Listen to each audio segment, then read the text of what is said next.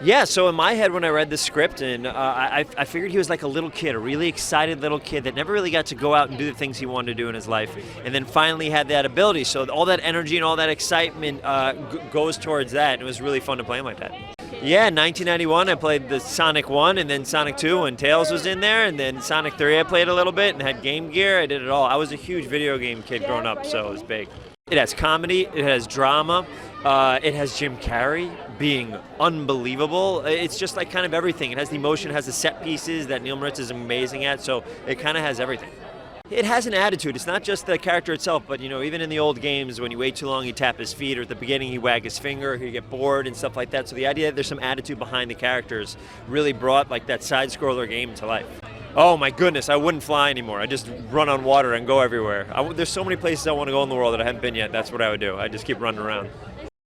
I just think there's a certain innocence about this movie, you know, there's a simplicity to it, and you know, basically it's about friendship, and it's about loneliness, and you know, Robotnik has a Sonic-shaped hole in his heart, you know, he wants that thing, whatever it is, that power, but he thinks he wants it for the wrong reasons. He just wants to control the world, and you know, really what he needs is that childlike innocence and electric fun, you know, and he'll never have it.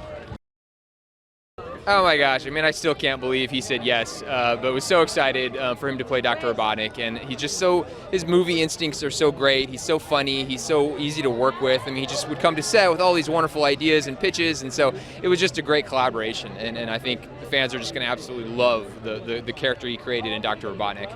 I would not feel comfortable doing this movie if I wasn't a huge fan of the game. So yeah, going back to '91 when that first game was released, I mean, Sonic was just almost instantly iconic. I mean, it just was no character like that in video games. There was no gameplay like that was that fast, and so yeah, it was really just kind of a dream come true to get to be handed the reins for the movie. I think there's everything from his home planet, which is you know, the Green Hill Zone, which is this beautiful, you know, lush island, which I think a lot of people would say is probably their favorite level in the game. But then there's also lots of fun little Easter eggs tucked away at various points throughout the movie. So we had a lot of fun with that. I think it has something for everybody. I mean, it's got a ton of action, it's got a ton of humor, but it also has a lot of heart. And I think that's the most important ingredient sometimes with movies, is like you can have spectacle, you can have all the action, but you really want to have characters that you care about. And I really think people are going to care about Sonic in a big way. It's hard to put into words. I grew up on Ace Ventura when I was a kid, so he was a hero of mine growing up and then into my adulthood.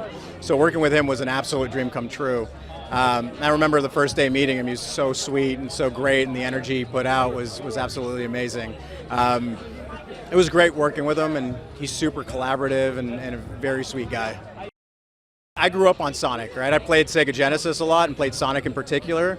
So watching the movie and seeing clips from it, it brings a lot back to that kind of vibe of the video game, the energy, the attitude that Sonic has. It's huge, big explosions, awesome action sequences, great relationship stuff too. There's awesome friendship between Tom and Sonic, and then awesome friendship between Agent Stone and Robotnik in particular.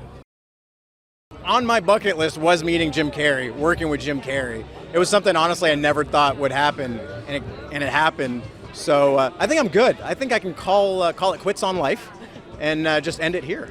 Travel a lot more. Yeah, that's actually been on my bucket list, is to travel more. So if I had super speed, I'd probably get around a lot more, check out some spots I haven't seen yet, and yeah, just use it for good, right? Just be good. A lot of anything to do with Sonic, whether we're watching him on the monitors or tracking him or anything like that, was all computer generated. Right, so a lot of the time it was, you know, they'd put an X right next to the camera, and we'd have to have the right eye line, and then they'd be like, okay, and now Sonic dashes to the right, and then we'd have to like track them at the same time. No, both of you move differently. Okay, hold on, do it again. So yeah, but I've had experiences like that working with green screens a lot more, so it wasn't too hard. incredible. It was literally being able to be inside a world that I played with when I was younger. So it's been really, really cool to see it come to life. It was just really cool to see a small character who was unstoppable and sort of relate to that kind of optimism was really awesome. And I think kids today and families today and even adults today can use a little bit of optimism. A bucket list item that I definitely want to try. I want to like skydive, but I think I'm still working my way up to wanting to having the courage to complete it. If I had Sonic's supersonic speed, I would go to Tokyo for sushi for lunch. Just like real quick, go to Tsukiji Market, grab a little sushi, come back. Like the first game system I got was the Dreamcast, and like the first game I was playing was Sonic Adventure, and it was like 1999. I was like 2 or 3 years old, like 2000, 2001. That was one of the first games I was playing. So it was really dope being here. Tons of fun, laughter on set all the time. It was just a lot of fun to do. There's heart, there's action, there's adventure, there's friendship, and there's jokes for the adults and jokes for the kids. So it's something that everybody can see together. I played Sonic when as much as I could. I tried to take the control over my brother, and obviously that was very hard. So I watched a lot. So it's surreal that we're here right now and I'm in a movie with him. I think he's just a spunky teenager who kind of does his thing. He's funny, he's fast. I think kids like to go fast. Their brains work really quickly, and it's a great game. So I think that's what hits with a lot of people. I think the world of Sonic is this slightly wacky world, and even though he's a villain, Dr. Robotnik, you don't hate him. You don't want him to be this too evil, and Jim is like the perfect guy to play that. I think it's a good time for the family. I mean, I think like all parents, they really want an opportunity to go to the movies with their kids and not hate it.